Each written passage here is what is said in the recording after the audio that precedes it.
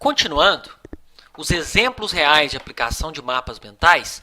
Na primeira parte dessa aula, eu comentei sobre o resumo de um livro e eu comentei sobre um resumo de uma aula de tecnologia. Continuando, eu vou pegar agora mais um exemplo, que é uma aula sobre gerenciamento estratégico. Também é um planejamento de uma aula de gerenciamento estratégico. Nessa aula de gerenciamento estratégico, ela foi feita para a disciplina de administração, onde nós comentamos sobre a introdução, a diferença, o uso de projetos em organizações, a visão geral da estratégia e a tática, que é uma visão menor. O gerenciamento estratégico afeta todos os membros da organização. Quando eu comento sobre organizações, eu tenho corporações, empresa, eu tenho estratégias empresariais, estratégias corporativas. Falamos sobre o tipo de estruturas existentes, as diferentes escolas da administração que abordam o gerenciamento, que é a administração científica, clássica, comportamentalista e sistêmica.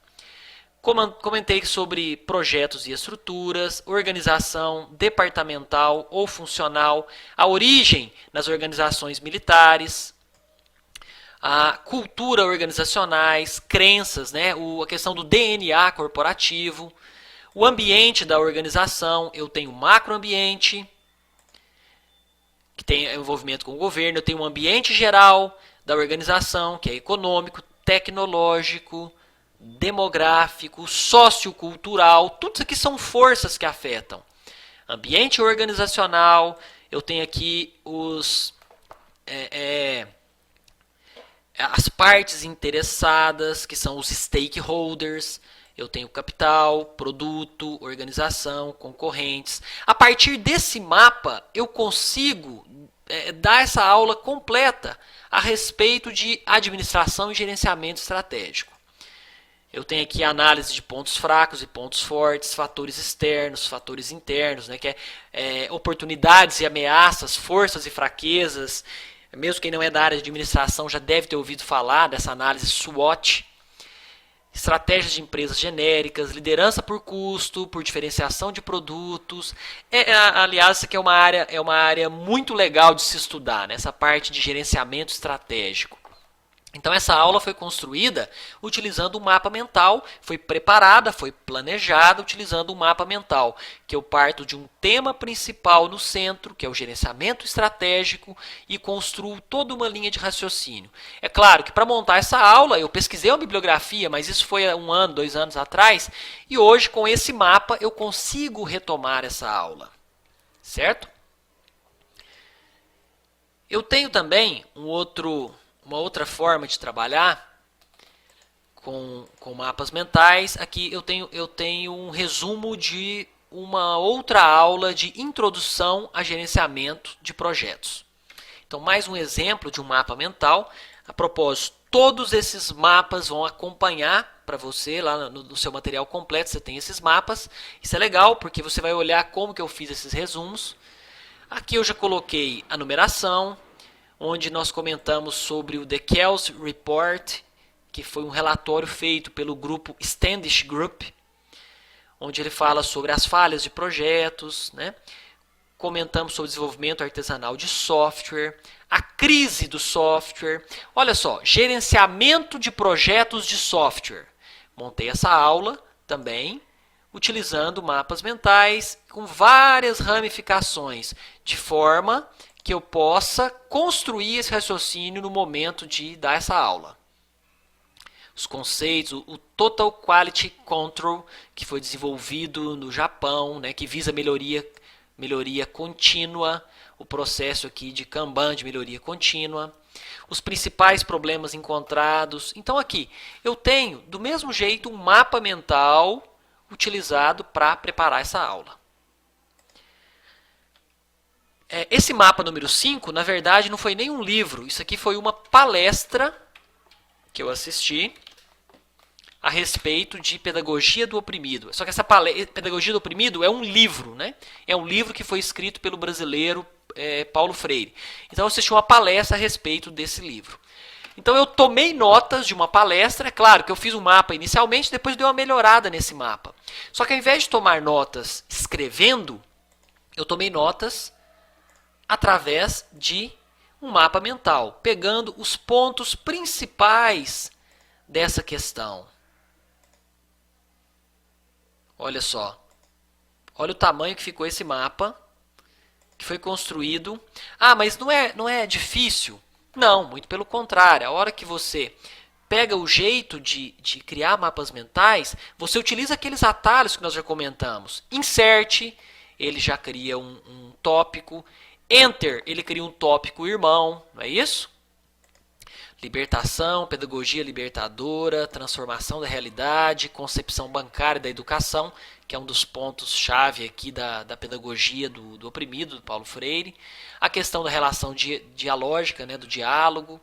É claro que eu não vou detalhar, mas com isso eu consigo lembrar muita coisa, praticamente tudo do que o professor comentou nessa palestra que eu assisti.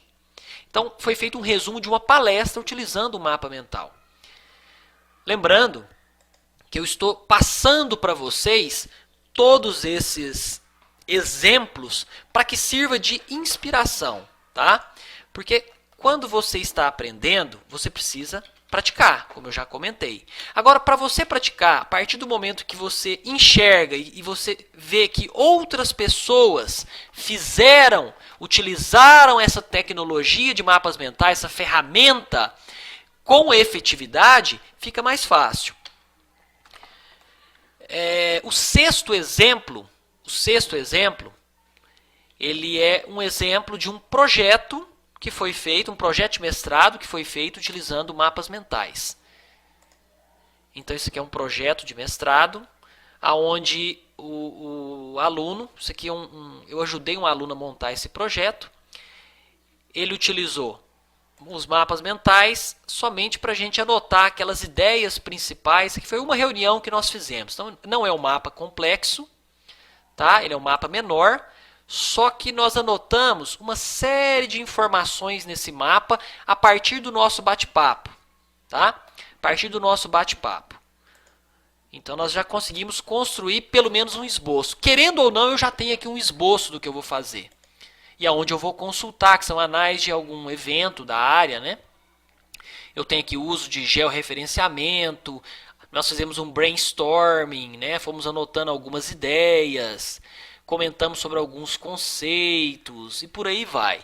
Isso aqui, então, foi a construção de um projeto de mestrado a partir de um bate-papo. Como é que a gente fez isso? Olha, nós abrimos o programa, escrevemos no meio projeto, insert. Vamos discutir a ideia? O que é essa ideia? Nossa ideia é construir software. Legal. Vamos utilizar o quê? Vamos utilizar o Java para construir. Tá, mas para isso nós vamos precisar ter apoio, né? Que tipo de apoio? Nós vamos ter que fazer uma pesquisa. Aonde? Com alunos de sistemas de informação, por exemplo. Aonde? Na Universidade Estadual de Minas Gerais. Olha, discutindo, conversando, eu já começo a construir um projeto. Percebam que o mapa mental é uma forma, de certa forma, ergonômica, eu vou usar essa palavra, porque o seu cérebro já funciona de forma macro para micro, já funciona de forma hierárquica. Então, o que você está trabalhando e construindo se adequa bem a essa estrutura cerebral. Então, não fica difícil de você montar. Isso também instiga você a construir esse raciocínio lógico, esse raciocínio sequencial, tá? Esse foi um projeto que foi feito. Os últimos exemplos aqui também são de aulas, tá?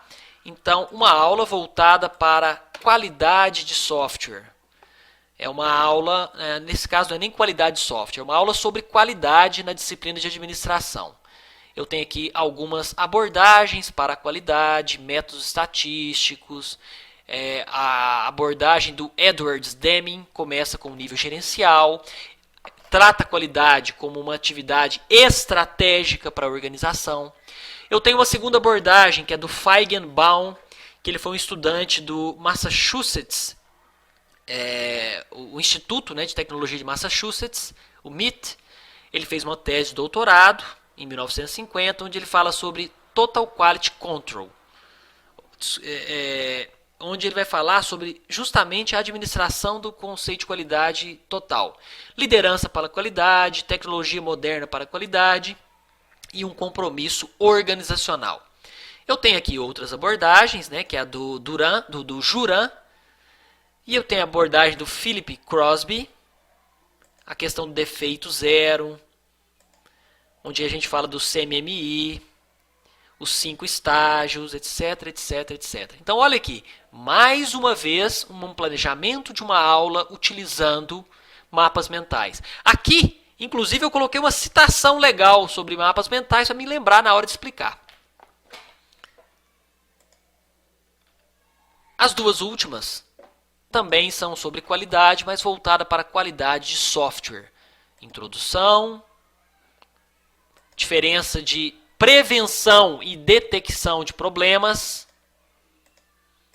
técnicas de prevenção, técnicas de detecção, planejamento e gerenciamento de qualidade de software. Tenho aqui também. E eu posso abrir esses tópicos ainda mais. Geralmente, quando eu preparo uma aula utilizando um mapa mental, depois que está pronto o mapa, eu gero um arquivo PDF ou imprimo, levo isso e serve ali como o meu acompanhamento, a minha linha de raciocínio para dar aquela aula. Usando uma ferramenta desse tipo, não foge nada do seu trabalho, certo?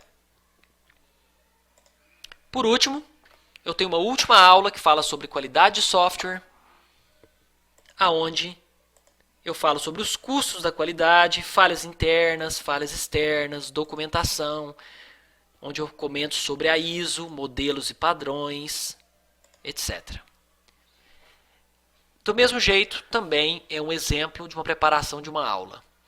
O objetivo dessas duas aulas extras foi justamente te dar um guia, te dar um modelo, te mostrar que você pode trabalhar aulas, livros,